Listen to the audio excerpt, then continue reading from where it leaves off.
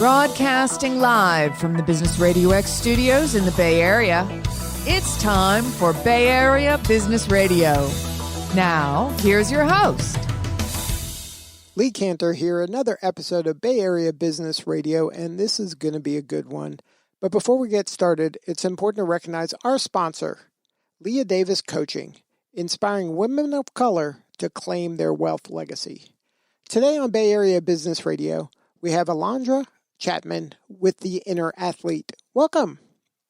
Thank you. I'm excited to learn what you're up to. Can you tell us about The Inner Athlete? How you serving folks? So The Inner Athlete is a personal training and fitness studio. We are basically 15 years in the making. It's been a year of turbulence, to say the least, for the last year, but we continue to serve the community with outdoor boot camps and personal training. We're now online and continuing to do as many as we can of the community events that we've done, throughout the years. So now, how did you get started in this kind of in the fitness wellness industry?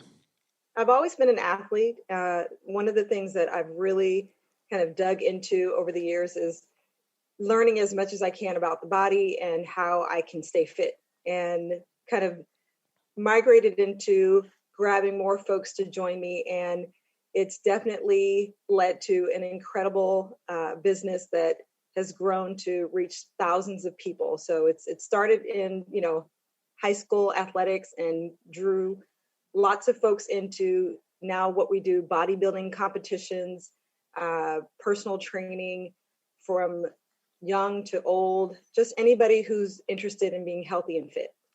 So then your clientele is a mixture of that serious athlete, the person that wants to really kind of lean into their fitness and be the best they can be, as well as kind of the sedentary person that just wants to get off the couch? Exactly. We've done classes with folks who are wanting to lose 100 pounds and those who are trying to chisel that last little bit of body fat so they can get on the bodybuilding stage. So everybody that you can think of. So now, when you're working with that kind of diverse group of folks, are they able to work out together, or do you kind of have to keep them separate? We have different ways of training folks. So with our classes, they're geared more towards fitness, so that's more of your general population. And we do have very specific classes and specific training for those who are competitive athletes. So there is definitely a separation of those different styles of training. So now, what is kind of the ratio in your gym or where you work? Is it primarily kind of the aspirational fitness people that are just kind of learning and want to get better, or is it that serious kind of more professional athlete? It kind of depends on which trainer you're talking to. So my gym started out with just general fitness, and we've kind of migrated to different niches that people kind of fall into. I personally am a professional figure athlete, so most of my clientele that trains with me one-on-one or in smaller groups will be aspiring to get to the stage, or they've done it already. We do have classes that are for the general population, but also trainers that specialize in weight loss, martial arts. So we've got a big mix of trainers in the gym. So no matter where you're at in your kind of fitness life cycle, you have somebody there that can help me get to the next level? Definitely. So now, how did you get involved kind of at fitness at this highest levels? I started off with trying to use a bodybuilding competition as a way to kind of snap back from having my daughter. Very soon thereafter, I was pregnant with my son. They're only a year apart, so didn't quite make it to the stage then. Had another cancer scare, I shouldn't say another, but had a cancer scare a year later and didn't quite make it to the stage again. So finally, after kind of getting life a little bit out of the way, if you want to say it that way, I was able to get on stage for the first time when I was 35. From there, I fell in love with the sport of bodybuilding and just continued to compete myself, and then also bring on some of my athletes from the gym to join me. Now, can you educate the listener when it comes to bodybuilding as opposed to maybe kind of powerlifting and figure? How do they all kind of separate themselves, and how are they different? Yeah, powerlifting definitely is for how much can you lift, and that's what you're measured on. Bodybuilding, completely aesthetics. So we're looking for a very specific physique when it comes to figure athletes. We're looking for a V taper on your back, shoulder caps, a nice, small waist, and very cut and lean legs. Bodybuilding, traditional bodybuilding would be a bigger overall size. We also have bikini, and that's just more of a fit, lean beach body, but not as much muscle separation. So the sport has grown into lots of different aesthetics, but it's all about how you look. So it doesn't matter what your journey's been, if you've lost 100 pounds or if you are, close to where you started, as long as you have the look they're going for on the stage. So very different from powerlifting. So now, and within kind of the aesthetic side of this, there's a natural and maybe more creative way to to get that look, right? That's a good way of saying it. So yeah, I compete in the natural bodybuilding league, and they do drug test you every show. Well, there's a 3-month lag. So if you haven't been tested in the last 3 months, they will test you again. And there are leagues that do not test. So with the natural bodybuilding league, it definitely is a level playing field. If you do get caught, you will be banned. And they have a hall of shame actually on their website for people who do get caught cheating. And that's just to keep the playing field level so that everyone there is working their butts off naturally. And there's no one should have the upper hand. So now, are you finding that more and more people are attracted to that, or are people kind of going more the drug route? It's interesting. I definitely have never been tempted to take any kind of performance enhancing drugs. It just doesn't fit with my lifestyle and just my personal morals. But there are a lot more people that go the route of taking things to enhance their performance. It's interesting because it definitely is not something that's necessarily healthy for you. And that's the reason that I went into fitness, is to make sure that myself and my clients are healthy. So, it's an interesting concept, and people still do go that route. And there are lots more people actually that go that route than those who stay natural. So it's an interesting thing. But definitely for me, it's always been just the natural route. Yeah, I think it's interesting when people probably initially get into something for health reasons, and then they end up doing things that may be sacrificing their health in order to get an aesthetic that in their head they think is what their true north has become, rather than just be healthy, which was their true north when they started. I think that there's a lot of just not educated decisions being made because, don't get me wrong, when you take any kind of drug, you absolutely have to still do the work, which is for me the reason that I would never go that route, because you still have to do the work. There is no shortcutting that. You may get there a little faster, but you still have to do the work. So for me, the longevity of my career as a bodybuilder and my own personal health is the reason that I've stuck it out as a natural athlete. And probably also to be a role model for your kids and for young people as well. Definitely. So now, how do you balance it all? Kind of the mom, wife, business owner, trainer, competitor. That's a lot on your plate. And your plate's probably filled with healthy things. So that's another thing. Yeah, I definitely have to schedule everything.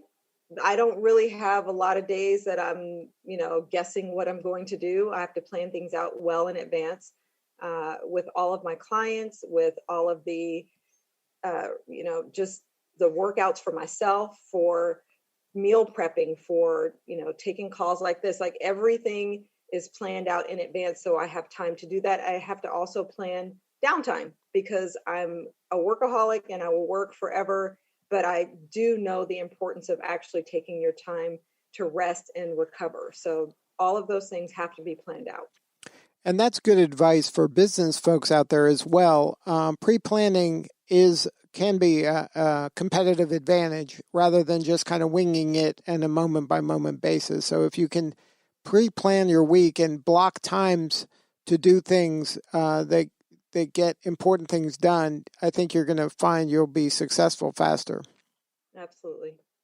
So now, any advice for the folks? Let's go with your two constituents. You got the sedentary person that maybe is now decided, hey, I want to do something. I want to lose some weight. I want to get in shape. Any do's and don'ts for that person who wants to kind of get off the couch and get into the gym maybe for the first time in a long time? I definitely have pretty much the same advice for everyone when it comes to keeping yourself accountable for making any kind of increase in your fitness level. Move your body in a way that is healthy for you. If you're getting off the couch, don't take up your first shot at running a marathon. 26 miles is a long way. The first thing you can do is make something that's a small attainable goal and shoot for that and be consistent with that. So make an appointment with yourself to hit the treadmill 3 times a week. If you know you can maintain that, then step it up to 4. But just small attainable goals will help you get there. And then set a due date for yourself. If you know you want to lose 5 pounds, give yourself a date to do that by, and then stick to it. You have to make the right decisions to get yourself there. Now, I've heard that weight loss begins in the kitchen, not necessarily the gym. Any advice when it comes to eating more healthy? I say learn what you like and don't force things that you don't. If you know that, personally, I love Thai food. So I've learned to cook Thai food and put a healthy spin on it. I learned what the spices are and those things that will make me want to eat these types of foods on an ongoing basis, but they're still healthy enough for me to keep my weight in check. And I'm not going to go for a Twinkie or a donut because I like what I'm actually eating. And then for you, you mentioned that in your life, you've had some hardship and some challenges. Can you talk a little bit about that and how you were able to overcome those? Do we have an hour? The few things that I can just talk to you about quickly off the top of my head, I definitely have had my share of health challenges. I had a tumor on my right kidney, which resulted in my right kidney and the tumor being removed. And that led me to be a lot more just in touch with my body, but also having to understand how I can deal with my new set of circumstances with healthier foods for me personally. So, my advice to anyone dealing with any sort of issues that are, autoimmune. I also have Hashimoto's, and that also requires certain foods. But if you're dealing with any of those types of issues, learn what it is that your body needs and give your body what it needs. The worst thing you can do is ignore symptoms, ignore things, and not give your body what it needs, because eventually the body will win and you will have to sit down and deal with it. Better to start now than wait until it's a problem. So definitely understanding how your body needs certain foods and water, which is so important. Drinking water is so important. I definitely see a lot of people who don't get enough water in daily, or they're drinking too much coffee or sodas, and just all those things. Everything taps into your optimal health, and you have to understand it's not just one thing. It's not just the gym. It's not just your food. It's rest. It's making sure you take care of all of those things. Isn't that ironic that some of the stuff that really makes the biggest difference are the things that you do have a lot of control over, like your sleep, like your food, that it doesn't require you necessarily to be kind of having those good genetics, that you can kind of work with what you get and get a good result. Absolutely. So now you mentioned that it's been challenging, obviously, going through the pandemic in your kind of business where it requires kind of people coming together in person. How have you been able to kind of navigate that? And did you pivot to some sort of digital or online virtual get-togethers? And if so, how is that looking for you moving forward? Yeah, so I definitely, the day, and it's interesting, today is the day a year ago that we shut down. And looking back at that, it was very interesting to see what has changed over this last year. So immediately within 48 hours, we were online doing Zoom workouts, and we've continued to do that. We are outside doing boot camps and whatever training we can in person, but we have not reopened the gym. So we are sticking with the outdoor workouts and the online workouts. And so far, the clients who have stuck it out have done actually really well. I'm really proud of them and their dedication to staying fit, because it's so important. As I said, like if you are not focusing some of your energy on staying fit, your body will let you know. I've seen a lot of people gain a bunch of weight and have, other health issues in addition to trying to stay healthy from not, getting COVID. So it's something that I think we've done a pretty good job of pivoting to that, virtual space and keeping people accountable. But, there's no replacing the in-person. It's just not exactly the same, but we're doing the best we can. So now looking forward, is there anything you're looking forward to moving into this year as kind of the pandemic is beginning to wane? We'd love to get back to in-person. However, in our county, we're not open to more than just one-on-one training, which for me in my large space, one-on-one is not very helpful. So we're continuing to do what we can outdoors and online. And I'd love to get back to, the energy and the community that we had before, because the Inner Athlete is known for just having a great body of people coming together, all looking to get fit. They're very encouraging to one another, and we just have a good time. So I definitely am looking forward to that. Now, talk a little bit about the name Inner Athlete. Why did you name your organization that? Well, one thing that I have kind of stood on is everyone can do this fitness thing. It may not look the same. It may not, come out to be the same goal at the end, but everyone has an athlete within them. And I have a huge background in athletics, and all my trainers do as well. So it just made sense that you're trying to bring out your inner athlete on our training floor, no matter what that looks like. And even if you didn't know you had one, we'll bring it out of you so you can see that you actually can do these things to stay fit. Now, can you share maybe a success story where you took somebody to the next level while working with them? Absolutely. We have a ton of those. I've had people walk in my door and they give me their long list of things they can't do. And I listen and I nod and say, yes, yes, yes. And then I show them we can fix all of that. In particular, one client, Alondra, I remember the day she walked in, she said, my knees hurt. I've been, refereeing basketball for a long time, and there's so many things that I can't do. And I nodded, yes, yes, yes. And the next thing you know, the next year, she's on stage looking the most amazing she's ever looked in her life.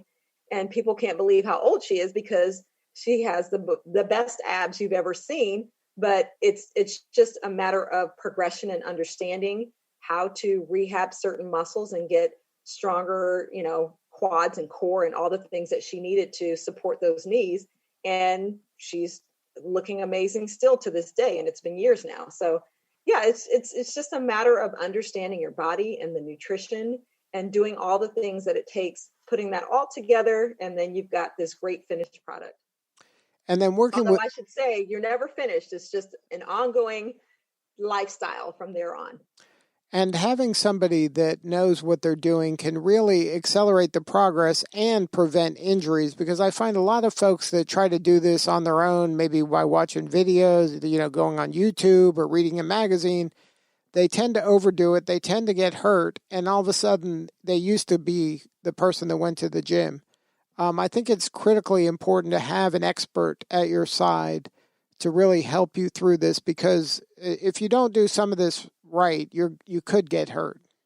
Absolutely. Yes, definitely. There are things even to this day that I will bring in a second pair of eyes to watch me, because there are small things that I'm trying to achieve with my physique, and I need another professional to correct me if I'm slightly off or turn my feet a certain way.